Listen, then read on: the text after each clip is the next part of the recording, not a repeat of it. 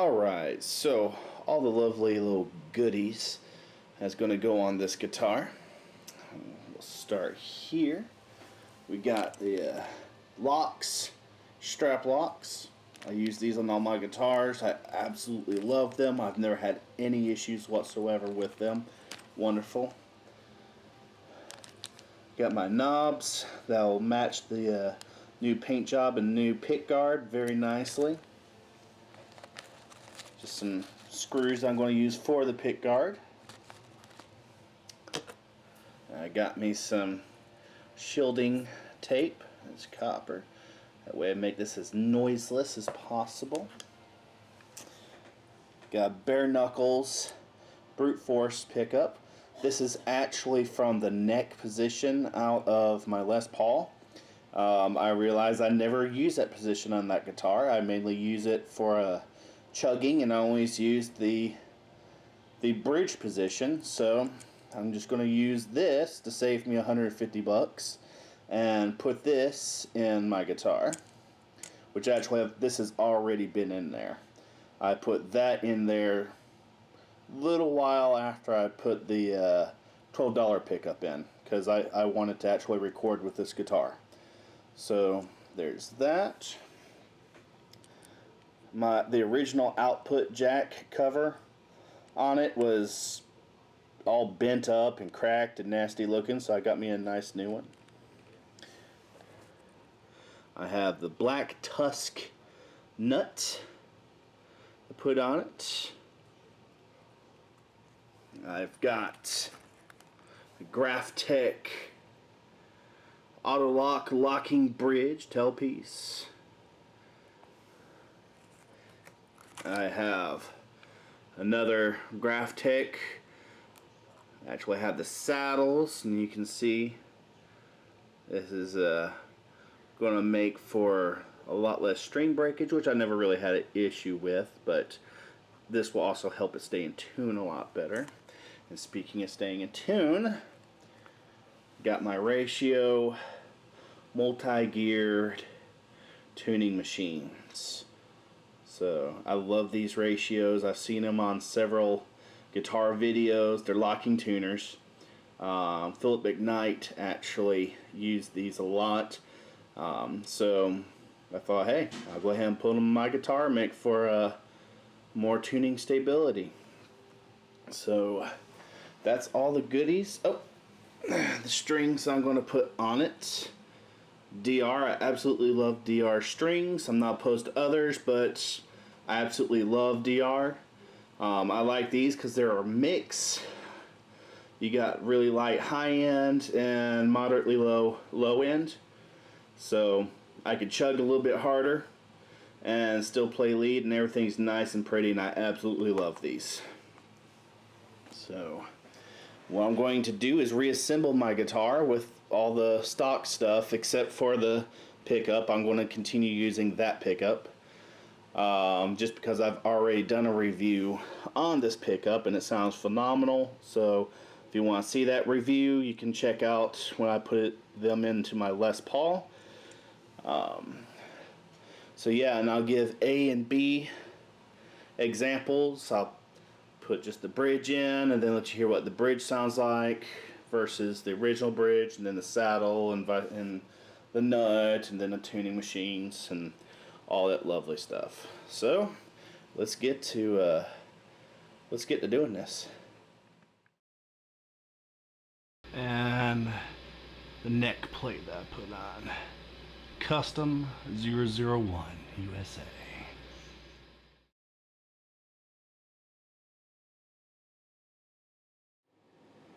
So I just put in my copper tape to help with any kind of interference. It's really simple. All you gotta do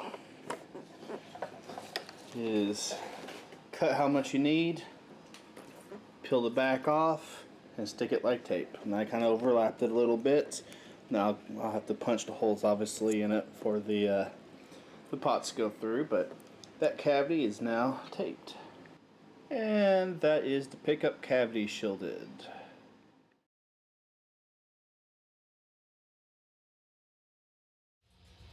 Alright, so as I go through these examples, I am just going to go ahead and real quickly discuss all the signal chain and everything I'm using.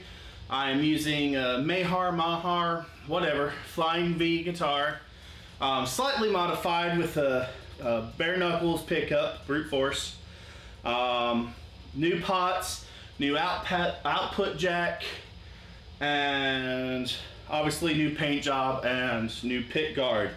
Other than that, everything else on this guitar is stock. I am using a Wyvern's Heart XL pick. It's a 75mm. I'm using a GLS audio cable going into Ibanez 2 Screamer, going into a Mesa Boogie throttle box EQ, going into a Hotline Verb reverb pedal, going into a Digitech GNX1 pedal. That's pretty much just set to bypass so I can just use it for a volume pedal. And all that's going into my Boss Katana 50 amp. That is on the clean channel, flat EQ, no effects, and I'm using 25 watts. And the strings I am using are DR high voltage 9 to 46. And for all the clean stuff you're going to hear, all the pedals will be bypassed, so it's solely the Boss amp that you're going to hear. For all the distorted stuff, I'll be using my Ibanez Tube Screamer with the throttle box EQ, still on the clean channel on the amp. And of course, again, the Digitech pedal will be pretty much bypassed.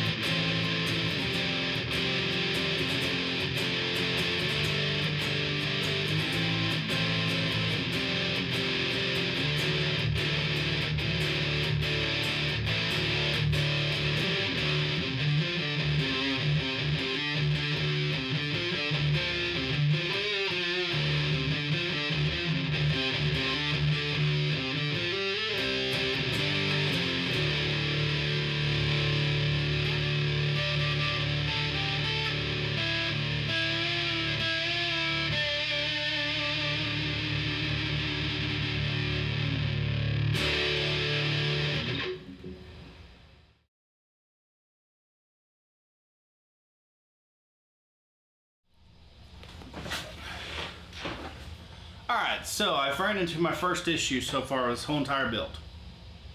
That was a joke. But this is actually the first major issue with an upgrade. So, not my fault. This is the anchor that came out from the saddle. See how much grooving there is on that? This is the one that came with the new one. It's not even half the amount of grooving. The anchor, the new one, is a little bit longer. Try to get that where you can see it better. It's a little bit longer. As I said, it doesn't have quite the same amount of grooves. The issue that I'm having with this new one, when I put it in, it turns. It does not grab, which is no good because then I can't adjust the saddle. So I'm going to have to use my old anchors and just put the new saddle on the old anchors. So not a major deal, but something worth noting.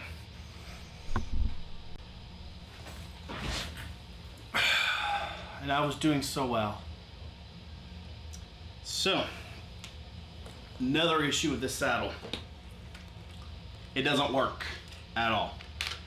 It is like a fraction, a hair of an inch too wide. So when I try to put it on the pole pieces, you can see it's just a little bit too wide. Try to get my hand out of the way. Yeah, so I am either going to have to re-drill and move it, which I really don't want to do, or send this back and see if I could find a different one.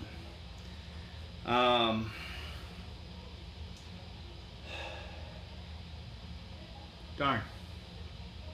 I will contact GraphTech. I got them straight from GraphTech in Canada, and I'll find out what's going on, why it didn't fit. The measurements lined up, so I don't understand why, but they got a great warranty, so they stand behind their product, so we'll see.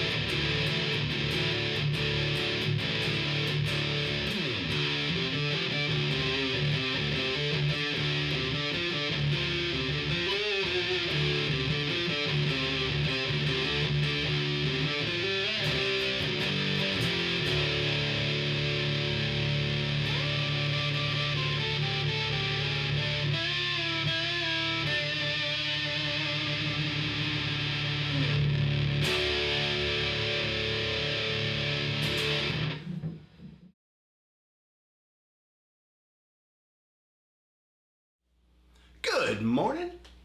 I just had a wonderful night's sleep. I have my coffee in hand, and I'm having a wonderful beard day. I'm ready to finish this guitar today. So, where we left off yesterday, I installed everything except for the bridge because the bridge wouldn't work. Well,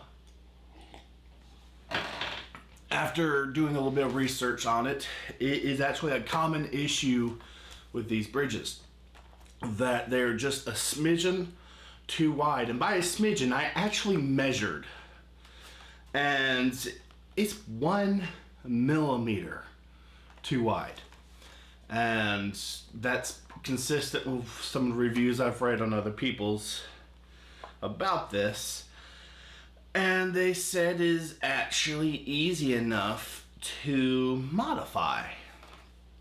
And you know me, I don't like modifying anything. So I'm going to modify this to fit on my guitar. One, because it's just 1 millimeter. It couldn't possibly be that difficult to remove 1 millimeter of material from this bridge. And two, I'm impatient. I don't want to wait for another one that might work but doesn't, or find another brand. I want this bridge on there. I have this bridge, and all I gotta do to make it work is just remove 1 millimeter of metal. Why not? So that's what I'm going to start on today, is modifying this and seeing if I can get it to work. So I literally took a 1/4 inch drill bit and just kind of wiggled it around on one side where the post goes, and there it is. It seriously only took 15 seconds. That quite possibly is the easiest modification job I've ever done. So yay, let's go ahead and string it back up and hear what it sounds like now.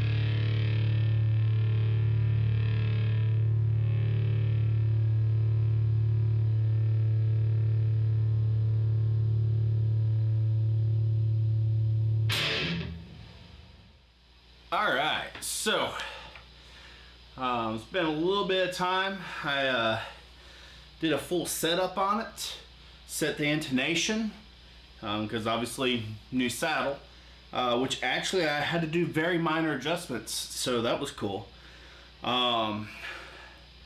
With this nut that I put on, it's a little bit shorter, or yeah, shorter than the original. So I was getting a little bit of string buzz. It wasn't going through to an amp, but I was still able to hear it. So I adjusted the neck and got rid of that. I set up string height, adjusted the pickup so that it's a little bit closer to the higher strings. I did a fret polish. Oiled the neck. I actually sanded the neck a little bit more with 2000 grit just to kind of make it a little bit more smooth. And then I went ahead and fixed his back plate, which was kind of sticking up a little bit too far, just because when I painted it, I did not cover that cavity. I just used tape to cover all the inside stuff, and it built up. I should have covered it, but I didn't. Live and learn. But this is the final product right here. A Mahar Flying V. And I made the truss rod cover from the same material I made the pick guard from. And everything that I used, I will actually put in the link in the descriptions. So you can see the bridge and the tailpiece, the pick guard. This is one mighty fine looking guitar, and those knobs just accent it beautifully.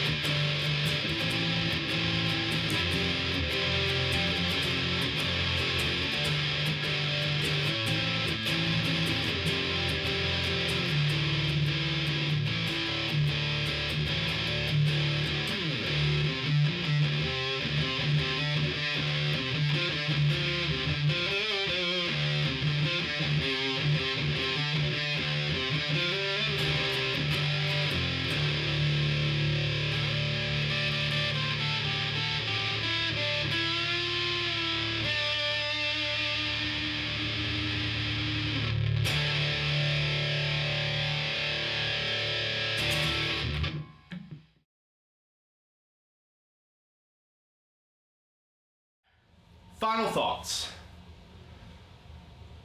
Before I touched this guitar, before I did any kind of modification to it, it was already one of my favorite guitars. Now, it's been almost 3 weeks, so about 2.5 weeks since I've recorded everything else, did all the samples and the process. And in that time, I've been playing the mess out of it. And honestly, I've just fallen in love all over again with this guitar. I absolutely love how it plays, how it feels, how it sounds, and how it looks. I definitely think it was money well spent. Altogether, I spent $609.76. Well, that's what you would spend if you bought the upgrades that I bought, and that counts shipping and tax and all that.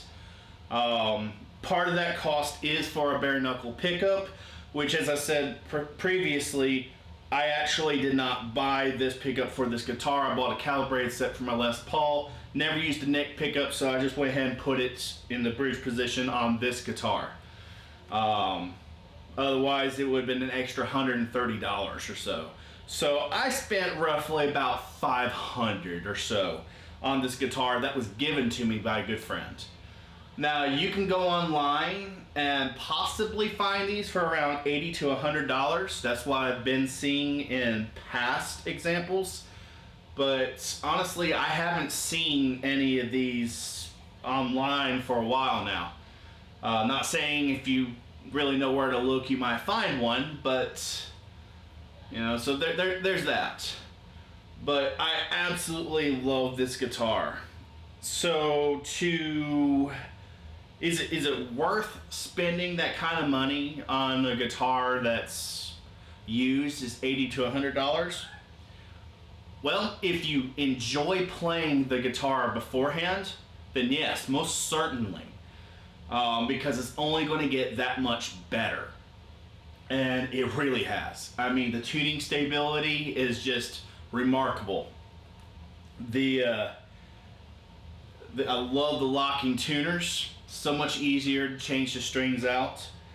The new pots that I put in are so much more responsive. The output jack, you know, it's really nice quality, no issues there.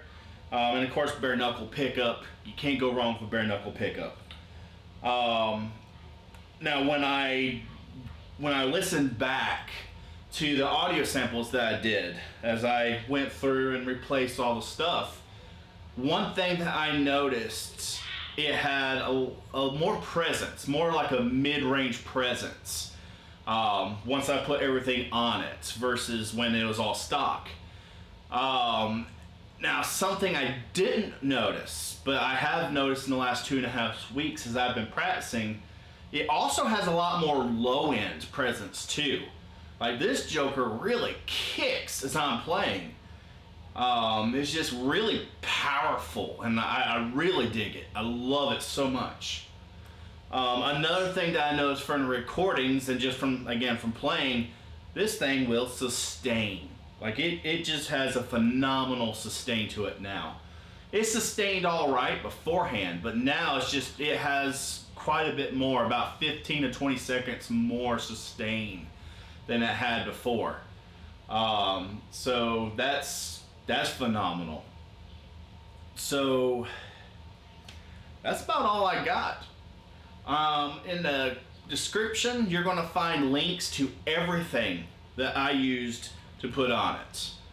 And it'll also have the prices as well for each individual thing. So I'm not getting paid by any of them. I'm not affiliates. I don't get a cut of that. It's just me trying to be helpful to you because, you know, hey, this is what I did with this. This is the end result. This is what I used. So I hope you found this video helpful. And until my next video, rock on.